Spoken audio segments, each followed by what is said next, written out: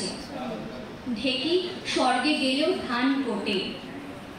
আর আমরা বাঙালিরা পৃথিবীর যে প্রান্তেই থাকি না কেন, বাংলা ভাষার চর্চা, বাংলা সংস্কৃতির চর্চা কিন্তু চলতেই থাকবে। আর এই বাংলা ভাষার প্রতি ভালোবাসা, বাংলা সংস্কৃতির প্রতি টান যেন দীর্ঘদিন থেকে অটুট থাকে আমাদের মধ্যে। কবি অপূর্ব দত্তের কবিতা বাংলা টাংলা। অ্যানুয়ালের রেজাল্ট হাতে বাড়ি ফিরল ছেলে।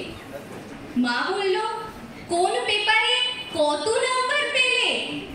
হিস্ট্রিতে মম 84, ম্যাথসে 90। মা বলল, fantastic, just like a hero. সায়েন্সে দেখ, নট সো ফেয়ার, only 69, ইংলিশে জাস্ট 92, অল টুগেদার ফাইন।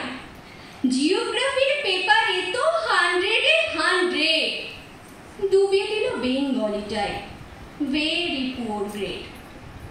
ছেলের মাথায় হাত রেখে মা ঠোঁট বেঁকিয়ে বলে, নেভার মাইন্ড, বেঙ্গলিটা না শিখলেও চলে। বাবা বলল, বেশ বলেছ বঙ্গমাতার কন্যে, বাংলা টাংলা আমার মতো অশিক্ষিতের জন্যে। বিদ্যাসাগর, রবীন্দ্রনাথ, নেহাত ছিলেন বোকা, না হলে কেউ শখ করে হয় বাংলা